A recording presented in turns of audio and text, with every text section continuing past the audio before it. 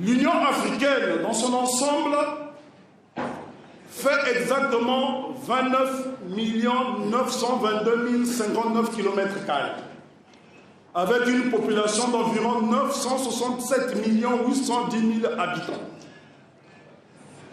Quelle est donc la position de l'Afrique par rapport au reste du monde? Et nous voulons développer ce continent. Nous avons ce qu'on appelle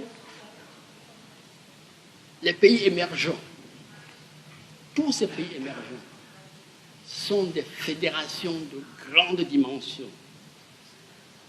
La République populaire de Chine compte 9 596 000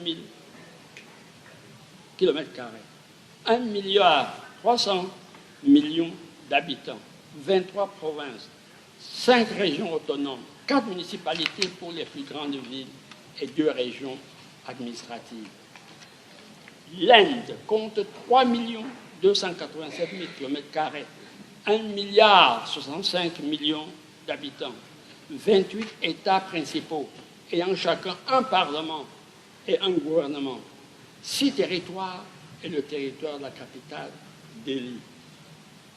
Les États-Unis d'Amérique comptent 9 629 000 km², 295 millions d'habitants, 50 États fédérés et qui disposent d'une pleine souveraineté dans plusieurs domaines.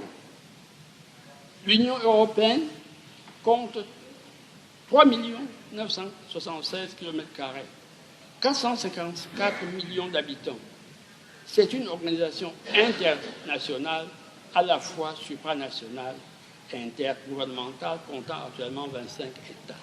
La question qui se pose à nous est la suivante. Serons-nous en mesure de nourrir les 1 milliard et plus d'habitants d'Afrique avec les structures qui sont les nôtres actuelles? Si nous sommes capables de le faire, nous serons capables de pouvoir négocier en égo avec ces grandes fédérations. Mais si nous croyons que nous ne pourrons pas le faire, la question qui se pose à nous, la seule question qui se pose à nous